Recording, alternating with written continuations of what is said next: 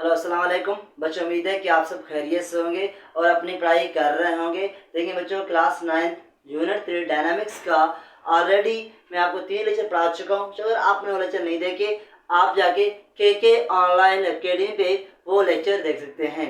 तो जो आज लेक्चर नंबर 4, चलो स्टार्ट करते हैं बच्चों। आज टॉपिक हमारे पास है law of conservation of momentum. क्या टॉपिक बच्चों? Law of conservation of momentum.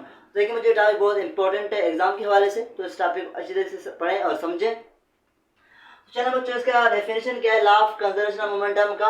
मुझे यहाँ डेफिनेशन लिखा हुआ है। क्या लिखा है बच्चों? The total momentum of an isolated system remains same और कांस्टेंट। मुझे इसका जो डेफिनेशन है वो बेसिकली कह रहा है कि हमारे पास कोई भी आइसोलेटेड सिस्टम है, उस आइसोलेटेड सिस्टम में जो मोमेंटम होगा वो सेम रहेगा, जो मोमेंटम होगा वो कांस्टेंट रहेगा, जो मोमेंटम होगा वो चेंज नहीं होगा बच्चों। इसका मतलब बच्चों, आइसोलेटेड सिस्टम में मोमेंटम जो होगा वो सेम रहेगा, उसमें कोई चेंज नहीं आएगा, या हम कहेंगे भाई सिंपल वर्ड में कंजर्व्ड रहेगा। क्या रहेगा बच्चों? कंजर्व्ड रहेगा। तो देखिए बच्चों, सबसे पहले इन टर्म्स को समझते हैं भाई, आइसोलेटेड कैसे कहते हैं। तो देखिए बच्चों, आइसोलेटेड ऐसा सिस्टम जिसमें बच्चों कोई भी एक्सटर्नल फोर्स ऑब्जेक्ट पे न लगे। क्या बच्चों? दोबारा रिपीट कर रहा हूँ, ऐसा सिस्टम जिसमें ऑब्जेक्ट पर कोई भी एक्सटर्नल आउटसाइड से फोर्स न लगे, उस सिस्टम को हम कहेंगे आइसोलेटेड सिस्टम। चलिए बच्चों, आपको एग्जांपल एक समझाता हूँ। सपोज कहते हैं बच्चों, आपका एक स्टडी रूम होगा, वहाँ आप बैठ के पढ़ते हो बच्चों। लेकिन बच्चों, वहाँ स्टडी रूम में आपको कोई भी डिस्टर्ब नहीं करेगा। इसका मतलब बच्चों, ये स्टडी रूम है आपके लिए, ये एक आपके लिए एक आइसोलेटेड सिस्टम हो गया, क्योंकि बच्चों यहाँ कोई इंटरफेरेंस नहीं है, यहाँ कोई डिस्टर्बेंस नहीं है, आप स्टडी कर रहे हैं। इस तरीके से बच्चों यहाँ भी हमारे पास क्या होगा, जो मोमेंटम उस सिस्टम में कंजर्व रहेगा जो आइसोलेटेड होगा। आइसोलेटेड से मुराद बच्चों, एक्सटर्नल फोर्स उस पर कुछ एग्जर्ट नहीं करेगा, कोई भी उस पर एक्सटर्नल फोर्स नहीं लगेगा बच्चों। ये याद रखें बच्चों। सेम क्या रहेगा बच्चों? आइसोलेटेड सिस्टम रिमेन सेम और कांस्टेंट बच्चों, उसमें हमारे पास जो मोमेंटम होगा बच्चों, वो क्या होगा? वो सेम रहेगा। तो मेरे ख्याल में यहाँ तक बात समझ आ गया। तो कैसे सेम रहेगा, चलो बच्चों सबसे पहले मैं आपको इसका मैथमेटिकल इक्वेशन ड्राइव कराता हूँ बच्चों, उसके बाद समझते भाई कैसे सेम है। फिर इंशाल्लाह बच्चों एग्जांपल लेके समझाऊंगा, आपको फील आएगा भाई कैसे सेम रहता है। चलिए बच्चों समझते हैं। देखिए बच्चों, सपोज करते हैं हम दो ऑब्जेक्ट लेते हैं। एक ऑब्जेक्ट मुझे लिया हमने, उसको हमने ए का नाम दिया। दूसरा ऑब्जेक्ट लिया बच्चों, उसको हमने बी का नाम दिया। ओके बच्चों, एक को हमने ए का नाम दिया, दूसरे को हमने बी का नाम दिया। बच्चों इसका जो मास है उसको मैंने m1 का, इसका जो मास है उसको मैंने m2 का, और कुछ बच्चों इसका जो स्पीड है, जो मोमेंटम मैंने आपको समझाया था बच्चों, मोमेंटम तब होगा जब ऑब्जेक्ट के पास वेलोसिटी होगा, तब मोमेंटम उसके पास होगा। इसका मतलब बच्चों, अगर ऑब्जेक्ट रेस्ट में, उसके पास कोई भी मोमेंटम बच्चों नहीं होगा, कभी भी नहीं होगा। ओके बच्चों, मुझे यहाँ हमारे पास क्या है बच्चों, यहाँ इसका जो स्पीड है उसको मैंने u1 से लिखा, और इसकी स्पीड को मैंने क्या किया, u2 से लिखा। दोनों मोशन में है बच्चों, रेस्ट में कोई भी नहीं है, दोनों किसी में जो मोशन में है। तो बच्चों देखिए, इसका जो स्पीड है, इसका स्पीड बच्चों ज़्यादा है, इसका स्पीड कम है। इसका मतलब बच्चों, ये जो बॉल है, ये ऑब्जेक्ट है, ये जाके आगे इससे टकराएगा। क्या करेगा बच्चों? आगे जाके इसे टकराएगा, कोलाइड करेगा। क्या करेगा बच्चों? उसके साथ कोलाइड करेगा। लेकिन बच्चों ये जो सेटअप आप देख रहे हैं, ये सेटअप कोलिजन से पहले, क्योंकि मुझे यहाँ अभी तक कोई कोलिजन नहीं हुई, यहाँ अभी तक कोई टकराव नहीं हुआ, यहाँ अभी तक कोलिजन नहीं हुआ। इसका मतलब ये जो आप देख रहे हैं, ये बिफोर कोलिजन है। तो अगर मैं इसका मोमेंटम निकालूं, तो मोमेंटम कैसे निकाल सकता हूँ? तो जो मैंने आपको समझाया था, मोमेंटम किसकी इक्वल था, P इज इक्वल टू, याद होगा बच्चों, mv, P is equal to mv बच्चों। इसका मतलब बच्चों, मोमेंटम हमारे पास क्या है, इसका P इज इक्वल mv। लेकिन जिसका अगर मोमेंटम में लिखूंगा, कैसे लिखूंगा बच्चों? इसके मोमेंटम को मैं P1 का नाम दूंगा, क्योंकि बच्चों उसका वेलोसिटी u1, मास m1, तो इसका बच्चों मतलब ये हो गया, यहाँ m1 होगा और u1 होगा। ओके बच्चों, लेकिन इसका अगर मोमेंटम निकालूं, क्या होगा बच्चों? P2 होगा। लेकिन बच्चों इसका क्या होगा फार्मूला, m2 और u2 होगा। ओके बच्चों, ऐसे होगा। तो अगर ये पूरे सेटअप का मतलब, पूरे ये आप सेटअप देख रहे हैं बच्चों, ये पूरे सेटअप का अगर मोमेंटम निकालूं, फिर क्या होगा? तो इसका मतलब बच्चों, निकालने का मतलब बच्चों, इसका मोमेंटम प्लस इसका मोमेंटम, तो पूरा जो सेटअप है इसका टोटल का मोमेंटम मिलेगा। तो इसका मतलब बच्चों, अगर मैं इस सेटअप का मोमेंटम निकालूं पूरा, वो ऐसे निकाल सकता हूँ, जो मास 1 है उसका मोमेंटम P1 है, प्लस मास 2 है उसका मोमेंटम P2 है। इसका मतलब दोनों की क्या करें, दोनों के जो हमारे पास मास है उनको जो मोमेंटम क्या लिखे P1 क्या लिखा हो M1 U1, यहाँ इसकी जगह M1 U1 रखें प्लस यहाँ क्या रखें P2 जगह जो M2 और U2 रखें। बच्चों ये हमारे पास क्या हो गया मोमेंटम हो गया। एक मिनट बच्चों क्या होगा बच्चों ये हमारे पास मोमेंटम हो गया। लेकिन बच्चों ये मोमेंटम इसको क्या कहेंगे बच्चों, इसको कहेंगे बच्चों बिफोर कोलिजन। क्या कहेंगे बच्चों इसको बिफोर कोलिजन कहेंगे, क्योंकि बच्चों यहाँ पे कोई कोलिजन नहीं हुआ है। आप देख रहे हैं बच्चों यहाँ क्या टकरा हुआ है नहीं, आगे चलकर ये आप आपस में कोलाइड करेंगे, लेकिन यहाँ कोई कोलिजन नहीं हुई है बच्चों, कोई कोलिजन नहीं हुआ। इसका मतलब ये जो मोमेंटम है इस सेटअप को इस मोमेंटम को कहेंगे भाई बिफोर कोलिजन। क्या कहेंगे बच्चों सिंपल वर्ड में बिफोर कोलिजन, भाई यहाँ कोई कोलिजन नहीं हुआ है। मुझे उम्मीद है कि आपको ये चीज़ दिखाई दे रहे हैं। एक मिनट देखो बच्चों क्या आपको क्लियरली दिखाई दे रहे हैं कि नहीं। जी हाँ बच्चों बिल्कुल आपको ये चीज़ दिखाई दे रहे हैं बच्चों। बच्चों यहाँ तक मेरे ख्याल में आप क्लियर हुआ होगा कि हमारे पास ये कैसे आया बच्चों। मैंने आपको समझाया कि हमारे पास ये ऑब्जेक्ट है, इसका मास M1 और जो राशि U1, तो मैंने इसका मोमेंटम निकाला, इसका मोमेंटम निकाला और इसकी मोमेंटम को मैंने ऐड किया और जो हमारे पास मोमेंटम आ गया। लेकिन उसका नाम क्या दिया हमने बिफोर कोलिजन। बिफोर कोलिजन इसका मतलब बच्चों जो कोलिजन से पहले यहाँ कोई कोलिजन नहीं हुई। लेकिन मुझे ये बाल आगे जाके क्योंकि इसका स्पीड ज़्यादा है, इसका मतलब आगे जाके इसके साथ कोलाइड तो करेगा।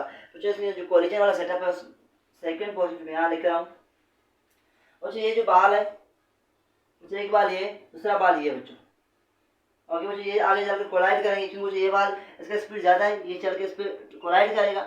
इसका मतलब बच्चों ये कोलिजन हो गया। जो कोलिजन के बाद क्या होगा बच्चों, कोलिजन के बाद ये होगा बच्चों ये वही ए बाल है, ये बच्चों क्या है बी बाल है। कोलिजन के बाद ये बाल ऐसे आगे चला जाएगा, ये बाल थोड़ा ऐसे रिटर्न होगा, बच्चों इसका मतलब ये वही बाल लेकिन कोलिजन हो गया।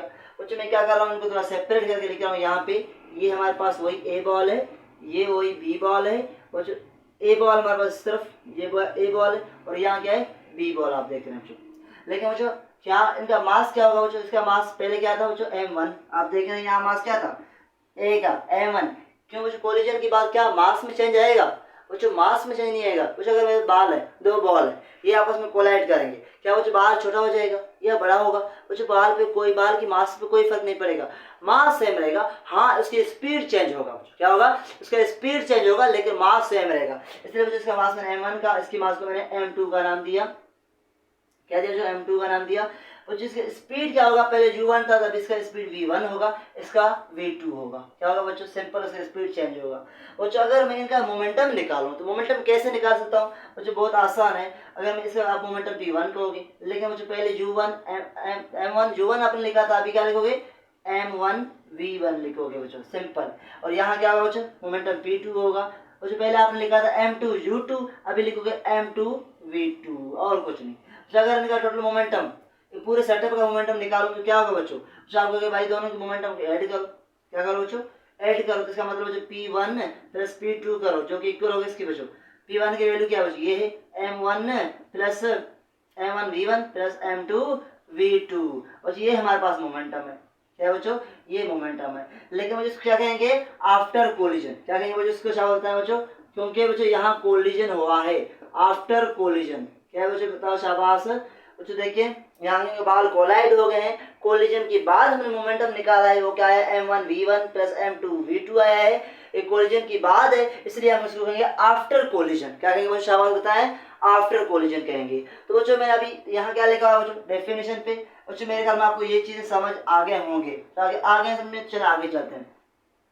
यहाँ कह रहे total momentum of an isolated system, जो यहाँ लिखा हुआ था isolated system remain same or constant. जो कह रहा है कि आइसोलेटेड सिस्टम है उसमें टकराने से पहले टकराने के बाद जो मोमेंटम होगा वो सेम रहेगा कांस्टेंट रहेगा। इसका मतलब बच्चों अगर मैं यहाँ इसका जो मेन इक्वेशन है लॉ ऑफ कंजर्वेशन मोमेंटम उसको लिखूं तो कैसे लिखूंगा, कुछ सिंपल मैं और कुछ नहीं करूंगा, मैं सिंपल कहूंगा भाई जो बिफोर कोलिजन मोमेंटम है, बिफोर कोलिजन जो मोमेंटम है, क्या बिफोर कोलिजन जो मोमेंटम है वो बेसिकली क्या होगा इक्वल होगा। क्या होगा बच्चों इक्वल होगा आफ्टर कोलिजन की, आफ्टर कोलिजन। तो बिफोर कोलिजन मोमेंटम क्या है तो बताओ शाबाश मुझे। बिफोर कोलिजन जो मोमेंटम हमारे पास है M1 U1 plus M2 U2। इसका मतलब मुझे मैं यहाँ M1 रखूंगा U1 रखूंगा प्लस M2 रखूंगा और U2 रखूंगा और मुझे यहाँ इक्वलिटी साइन दूंगा सेम। बच्चों आफ्टर कोलिजन मोमेंटम क्या है? बच्चों आफ्टर कोलिजन मैंने आपको यहाँ समझाया पूरा कॉन्सेप्ट। आफ्टर कोलिजन क्या है बच्चों? मोमेंटम ये हमारे पास क्या है बच्चों? m1 v1 plus m2 v2, m2 शाबाश v2। बच्चों ये जो फार्मूला है ये formula law of conservation of momentum का। तो अगर आपकी बोर्ड एग्जाम में क्वेश्चन आए तो सबसे पहले आप डेफिनेशन लिखें, फिर आप इसको इस जो सेटअप मैंने एक्सप्लेन किया इस तरीके से अपनी वर्ड में एक्सप्लेन करें, लास्ट में ये इक्वेशन लाजमी लिखें क्योंकि ये मेन इक्वेशन है किसका बच्चों? ये मेन इक्वेशन है लॉ ऑफ कंजर्वेशन मोमेंटम का। मुझे एक क्वेश्चन में क्या बता रहा है बच्चों? मुझे एक क्वेश्चन वही जो डेफिनेशन है उसी को एक्सप्लेन कर रहा है क्योंकि बच्चों यहाँ कोलिजन से पहले कोलिजन की बाद मोमेंटम क्या है? सेम रह रहा है। इसका मतलब बच्चों मोमेंटम सेम रहेगा। चले बच्चों और आपको दो तीन एग्जांपल देता हूँ ताकि आपको समझ आ जाए। तो मैं क्या कर रहा हूँ इसको यहाँ अरेज कर रहा हूँ और आपको बच्चों उम्मीद है कि आपने इक्वेशन वगैरह सारी चीज़ नोट की होंगी। मैं यहाँ थोड़ा अरेज करके समझाता हूँ। बच्चों क्या कह रहा है कि भाई कोई भी आइसोलेटेड सिस्टम है उस सिस्टम क्या होगा? मोमेंटम जो होगा वो सेम रहेगा। इससे मुराद क्या बच्चों? कुछ अभी मैंने आपको समझाया कि आइसोलेटेड सिस्टम में मोमेंटम कोलिजन से पहले कोलिजन की बाद क्या होगा? सेम रहेगा। बच्चों मैंने क्या किया, एक ऑब्जेक्ट ए लिया दूसरा ऑब्जेक्ट बी लिया। बच्चों एक ऑब्जेक्ट मैंने ए लिया दूसरा बी लिया। बच्चों इसका जो मोमेंटम है सपोज कहते हैं 5 न्यूटन है सेकेंड, क्या है 5 न्यूटन सेकेंड। इसका जो मोमेंटम है सपोज कहते हैं बच्चों वो 10 न्यूटन सेकेंड है। कितना है? 10 न्यूटन सेकेंड। लेकिन बच्चों कोई कोलिजन नहीं है, क्या यहाँ कोलिजन नहीं है बच्चों। बच्चों टोटल मोमेंटम कितना होगा? टोटल मोमेंटम बच्चों आपको पता है दोनों को ऐड करेंगे यहाँ होगा 15 न्यूटन सेकेंड। क्या हो गया? 15 न्यूटन सेकेंड। लेकिन बच्चों यहाँ क्या हो गया? दोनों कोलाइड के, दोनों ऑब्जेक्ट ने कोलाइड के, ए और बी ने कोलिजन किया। कोलिजन की बात बच्चों ए इस तरफ ये बी हमारे पास। लेकिन बच्चों क्या है तो आपको पता है बच्चों क्योंकि इसकी स्पीड वगैरह चेंज आ जाएगा। बच्चों यहाँ क्या होगा जो हमारे पास ए है क्योंकि इसका मोमेंटम जो हो गया हमारे पास वो कितना हो गया? 12 न्यूटन सेकेंड। और बी का जो मोमेंटम होगा 3 न्यूटन सेकेंड। तो जो चेंज तो हुआ है आप देख रहे हैं यहाँ पहले 5 था ए, अभी यहाँ ये 12 हो गया। पहले ए बी 10 था यहाँ बी 3 हो गया। चेंज तो हुआ है लेकिन वो ये टोटल दोबारा बच्चों इन दोनों के ऐड कर कितना होगा? 15 न्यूटन सेकेंड। मुझे 12 और 3 कितना होगा? 15 होगा तो न्यूटन सेकेंड। देखिए मुझे ये कोलिजन से पहले कितना था? शाबाश बताएं 15 न्यूटन सेकेंड। कोलिजन की बात कितना है? 15 न्यूटन सेकेंड। इसका मतलब ये जो बात कह रहा है कि कोलिजन से पहले जो मोमेंटम होगा वही होगा, कोलिजन की बात वही होगा। इसका मतलब मोमेंटम क्या रहेगा? सेम रहेगा, कांस्टेंट रहेगा। तो उम्मीद है आपको ये चीजें ये एग्जांपल सारे समझ में आए होंगे। चलिए बच्चों आप इसको नोट करें। मुझे उम्मीद है कि आपको पूरा कॉन्सेप्ट समझ आ गया होगा। उम्मीद है कि आपको लॉ ऑफ कंजर्वेशन मोमेंटम समझ आ गया होगा। चलें बच्चों मिलते हैं नेक्स्ट लेक्चर में। उम्मीद है कि आपको ये लेक्चर क्लियर होगा। चलें बच्चों मिलते हैं नेक्स्ट में। ओके बच्चों।